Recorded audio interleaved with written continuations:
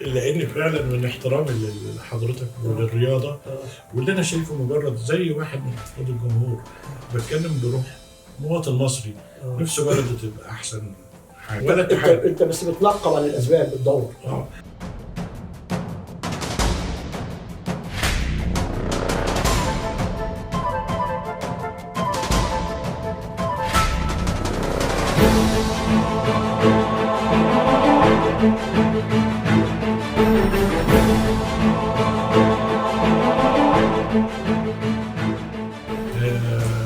احنا بنحيي كابتن جمال ابو احمد، شخصيه رياضيه في مصر.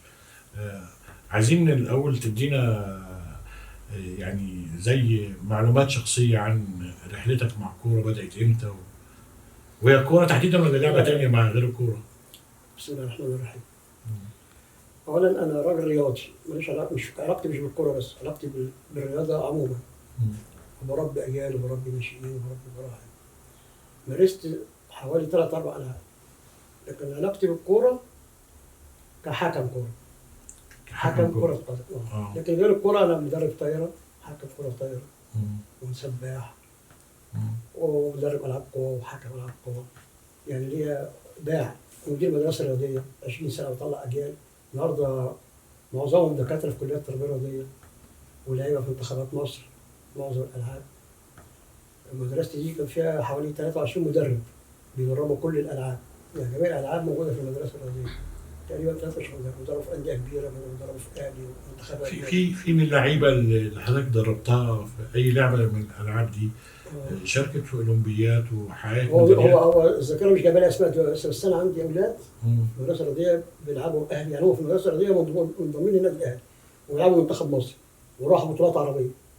يعني طالما فعلا انضموا للمنتخب هم مستوى عالي، مستوى عالي كده راحوا البطولات العربيه اللي فاتت فيها.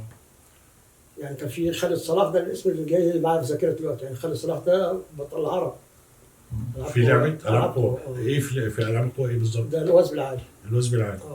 وفي كام ولد تاني كده يعني، بس انا طبعا انا اصلا طلع المعاش من فتره، فاولادي يعني خلاص كبروا دلوقتي وبقوا لعيبه كبيره. بس الخبره بتاعتك الخبره موجوده، انا اثر في الالعاب دي كلها دلوقتي. وعلاقتي بالرياضه لحد دلوقتي موجوده، ان انا برضو كنت بدرب في المدرسه الرياضيه لحد السنه اللي فاتت دي. وبعدين قلنا ندي الفرصه للكوادر الصغيره، التدريب ملوش علاقه بالسن وانك موظف او بتدرب على المعاش كده يعني. لحد السنه اللي فاتت دي وبطلت، دلوقتي بقى بمارس الرياضه الخاصه بتاعتي. طب هو جايز سبب عدم تركيزك في رياضه معينه من الرياضات اللي حضرتك مارستها هو سبب عدم ظهورك في مجال عالم التدريب في مصر او في الوطن العربي؟ انا هقول لك. زمان في كليات التربيه الرياضيه ما كانش في حاجه اسمها تخصص في الكليه. تدخل من سنه اولى شعب عامه تدرس جميع الالعاب وجميع الرياضات.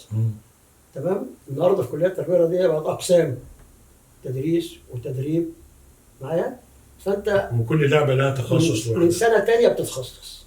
تفضل ماشي في التراك بتاعك دوم في اللعبه اللي انت فيها، فبتطلع تخصص فيها. ايامنا اجيل انا، يعني مش انا بس اللي هتلاقيني في الموضوع ده، لا كل جيلي كده، كل الناس يعني انا كان اساتذتي الدكتور طه اسماعيل مثلا يعني. يعني دي الناس اللي اساتذتي، يعني انا كان دفعتي في الكليه معظم لعيبه مصر، يعني انا كان دفعتي مصطفى عبده، كان دفعتي طاهر الشيخ، كابتن الخطيب قعد سنه ومشي وراح مع التعاون، احمد شوقي برضه راح مع التعاون، كان في الله يرحمه صفر عبد الحليم لو تفتكر الاسم ده طبعا يعني. فهم دول دفعتي، ودول كلهم كانوا متخصصين في اكتر من حاجه، مش زي دلوقتي انت خلاص انت تخصصك عايز تطلع تشتغل في التخصص بتاعك بس. يعني انت لو طالع تدريس تطلع مدرس تبع التربيه والتعليم، عشان تبقى مدرب لازم تبتدي تاخد دراسات وصقل عشان تبقى مدرب. ده السبب ان انا كنت متجه لاكتر من حاجه، فبالتالي ما ثبتش في حاجه على اساس تثبت يعني مش ما ثبتش، وانا برضه كنت حكم لحد درجه اولى وبحكم في لعبه في القدم. كنت مدرب طايره وعندي فرق. يعني بس برضه منتخب المنسوخ اللي بكلمك عليه ده عنده ماتش بكره ولا بعده عشان يصعدوا الدوري الممتاز، يعني فرقه كبيره كان في الدوري الممتاز ونزلوا وعندهم ماتش بعد يومين 3 عشان يصعدوا الدوري الممتاز يعني. يحددوا بيننا وبين فرقه من اسيوط اسمها درونكا، مشهوره درونكا دي في الدرجه الاولى، اللي هيكسب الماتشين دول يطلع الدوري الممتاز. يطلع دي مباراه فاصله يعني هيلعبوا اول الشهر كده. طب بالنسبه للالعاب الجماعيه ليه في مصر مش اخذ حقها زي كره القدم؟ هل عشان الجماهيريه لا غير ولا الجماهيرية. بيحكمها مصالح؟ مصالح. مصالح في الانديه نفسها. المكاسب الماديه من الاخر. المكاسب الماديه. يعني الالعاب الفرديه ما فيهاش اي مكاسب. النهارده انت عندك مصر تعتبر افضل دوله في مثلا في الاسكواش. ابطال العالم في مصر اسكواش. تمام. لكن بياخد ايه؟ لما بياخد بطوله عالم بياخد ايه؟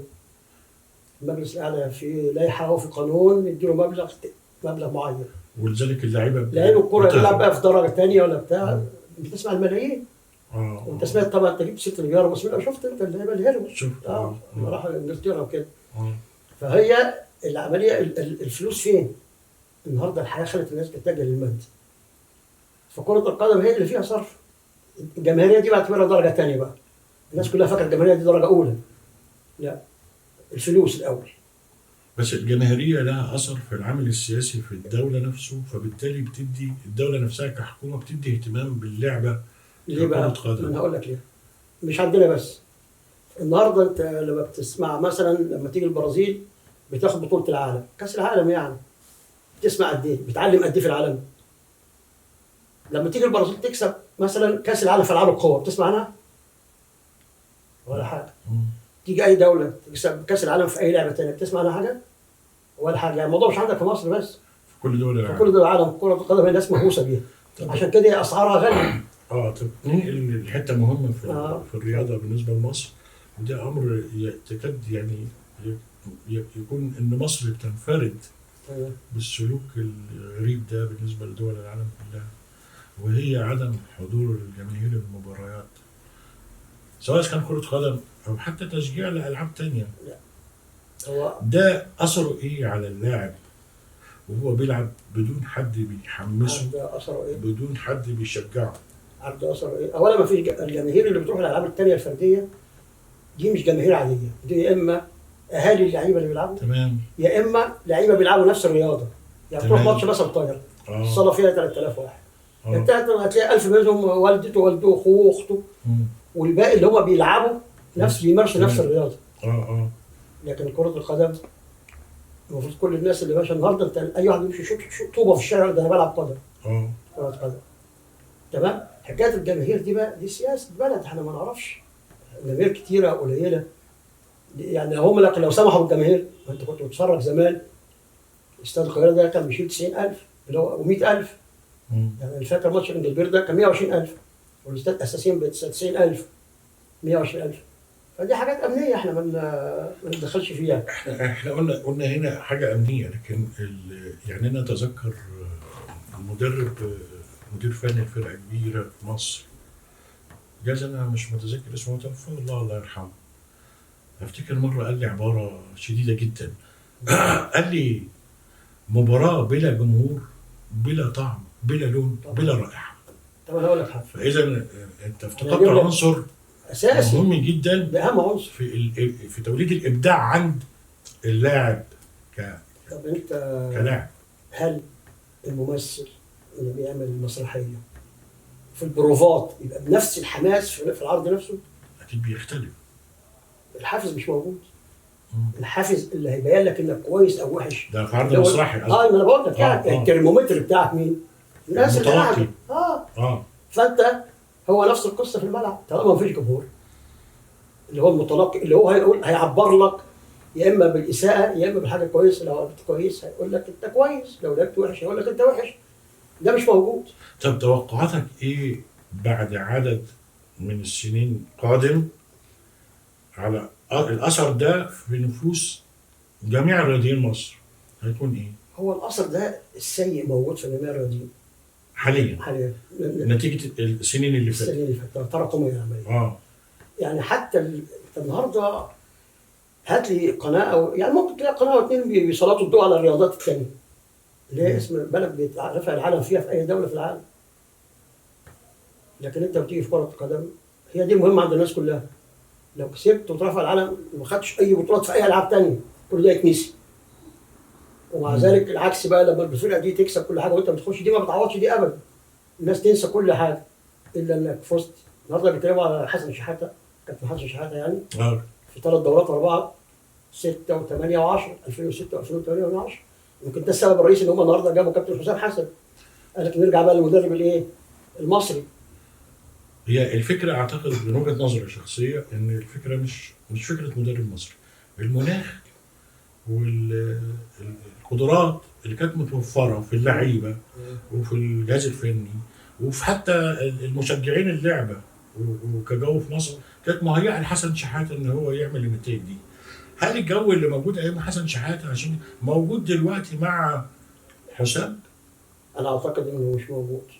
اذا النتيجه هي بس هقول لك بس يعني هو مش موجود بالنسبه للقائمين على الرياضه نفسها وعلى اللعبه نفسها اللي هم منافسين ليه. لكن هي الفكره جيده بالنسبه للجماهير. الجماهير عايزه حسام حسن. طب لكن المنافسين ليه؟ يعني انت مدرب وانا مدرب، انا بتمنى انا ابقى مكان حسام حسن. لكن الجماهير عايزه حسام حسن. طب ليه انت تتمنى تكون مكان حسام حسن مع ان حسام حسن ملوش اي يعني انجاز لا في الرياضه في الدوري المصري ولا بطولات دوليه. ملوش تاريخ. ما هو ممكن ما حققش انجاز. ممكن يكون في اسباب، ممكن يكون في اسباب ثانيه انه مثلا هو اشتغل في انديه مش جماهيريه، انديه ماديا قليله.